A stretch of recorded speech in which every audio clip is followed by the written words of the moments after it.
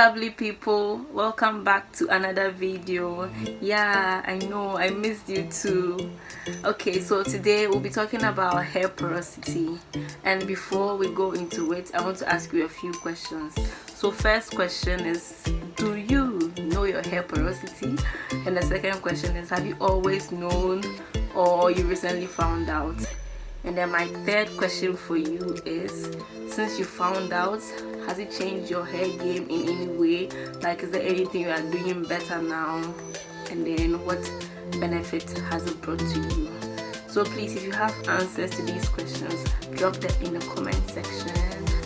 Okay, so first of all, hair porosity is your hair's ability to hold water or moisture. So your hair's ability to hold water or moisture is hair porosity. So this also affects your hair's ability to absorb hair product in general. So we can also say that hair porosity is your hair's ability to absorb the product that you put inside. So we can identify three types of porosity. I don't know whether to say porosities or porosity, but I would say porosity. We can identify three types of hair porosity. So the first type is low porosity, second medium porosity, and then the third is high porosity. So as the name suggests, high porosity means your hair can absorb product easily, and then low porosity means it takes a long time for your hair to absorb moisture or product, and then medium means fairly in between, so you know. And then for high porosity, just as your hair absorbs product easily, product can also leave it easily. And then for low porosity, just as it takes a long time to absorb product, it will also take a long time to hold product, meaning like the longer it takes to absorb the product, the more time the product stay in the hair. Yeah, the reason for the different porosities is because of the outer layer of the hair strand, which is the cuticle. So in some people, their cuticle has a lot of gaps or holes in it that will give you a high porosity hair. And then if you have few gaps or holes in your hair cuticle, you have low porosity. So from this logic, you know that if something has a lot of holes, it means it will allow something to enter easily, and also it will allow something to leave easily. And then if you don't have a lot of holes, it will be hard for something to enter, and it will be hard for something to leave. Okay, so for high porosity hair, one of your main goals is to keep your hair moisturized always, because your hair loses moisture easily, so it will easily get dry. So if you don't moisturize it consistently, it will go dry and then it will start breaking because it's dry. So one of the things you have to do is to moisturize your hair consistently. And then also, you don't have to use heat too often because your hair cuticles are already open, so you don't need to use heat to open up your cuticles in order for product to enter your hair strands. And then also for hair porosity, you need to do protein treatment constantly because your hair likes protein treatment. Yeah. People say that it's because your hair is protein and then it has gaps inside. So when you do protein treatments, the protein from the treatment that you're doing kind of enters the holes and seals it up in a way. But I don't know how true that is, but people normally advise that if you have high porosity, then you should incorporate protein treatment in your hair often. Yeah, and also when it comes to moisturizing high porosity hair, liquid products will not really help you. Yeah, because like porosity is related to liquid.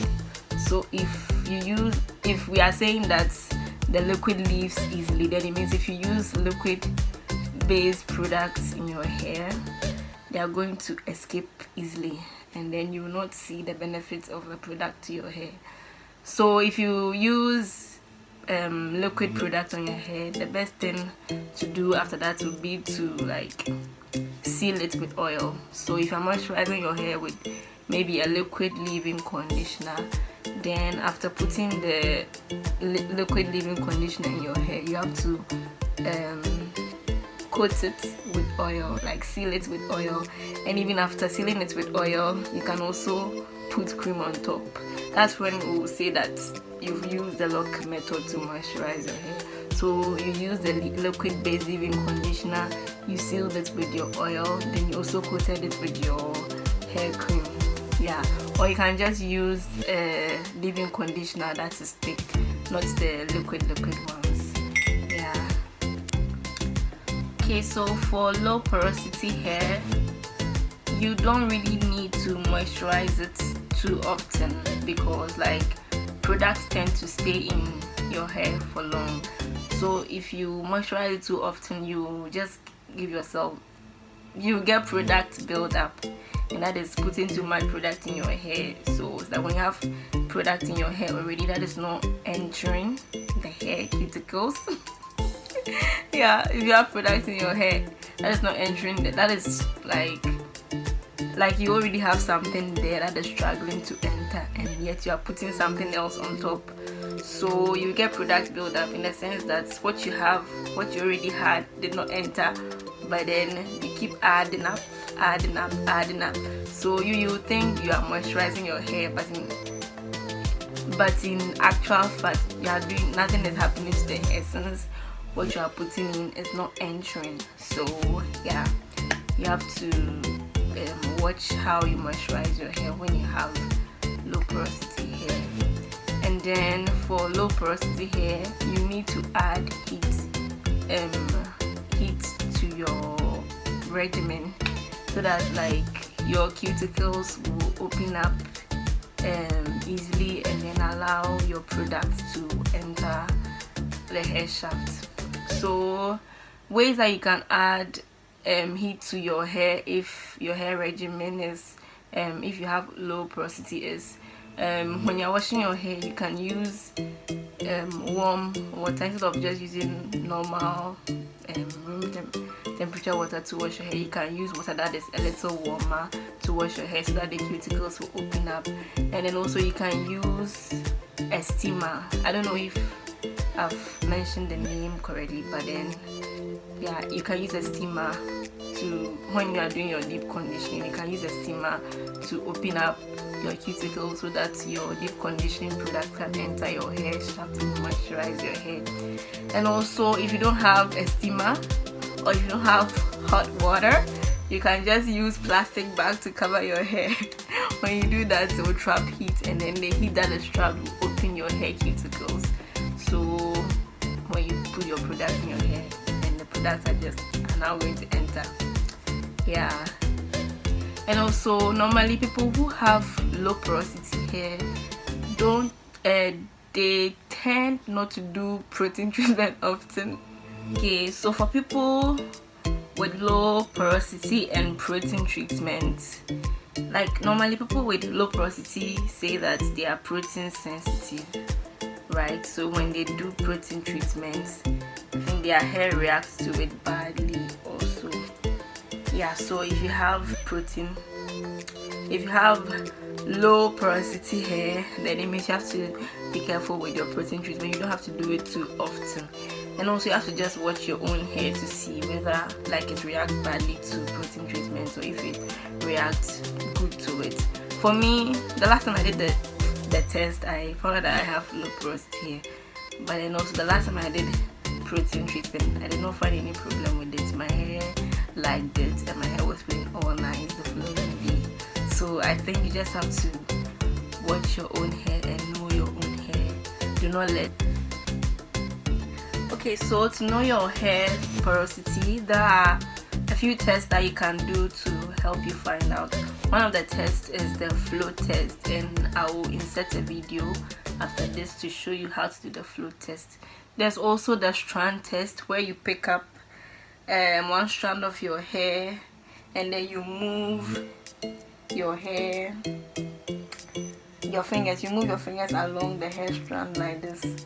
So they say that if you find out that like doing this, if you feel that your hair strand is fine, then it means you have low porosity hair. But then if as you are moving your fingers around the strand, if you feel some bumps, then it means you have high porosity hair. There's also the spray bottle test, where you pick your spray bottle with water in it and then pick a section of your hair and then spray the water on your hair.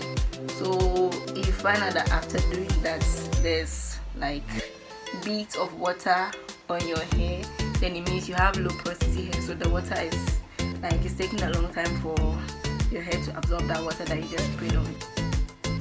So for the flow test, what you need is a glass of water and a strand of your hair. So you put your hair strand on top, in the glass on top of the water, and then normally this thing will float because of surface tension. So what I do is to push the hair strand a little I did this one, I used a spoon to push it. Yeah, and then you leave it for 5 minutes. Okay, so when it comes to moisturizing low porosity hair, you don't have to use a lot of product, and also you don't have to use products that are too heavy, yes, else you get product buildup. And then since your hair gets product buildup easily, because normally the product, instead of your hair absorbing the product and then making use of the product, it sometimes just sits on top of your hair. So because of that, you usually get product buildup. Yeah. So because of that, you have to like clarify your hair often. That is to wash your hair, like intense washing, intense shampooing, so that like intense shampooing to remove excess buildup from your hair. Yeah.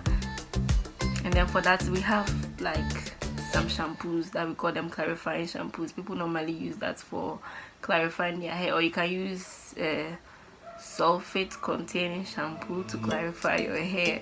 I know a lot of people don't like sulfate containing shampoo. That's why I'm looking like this, as I mentioned, sulfate containing shampoo. Yeah, you have to clarify your hair often if you have low porosity hair. Or what you can do is, if you have low porosity hair, you can just wash your hair often, like with your normal shampoo. You can just wash your hair every week. Yeah, you can wash your hair every week. Yeah, that is if your hair is not in braids or anything. If your hair is just there in your moisture, you can just wash it every week. And then the reason why it's important to clarify your hair if you have low porosity is because, like, if you already have some product in your hair that has built up in your hair, then if you put new product on your hair, it's not going to enter the hair shafts. So your hair is not going to absorb it and make use of it. So it will just be like a waste of product. Yeah.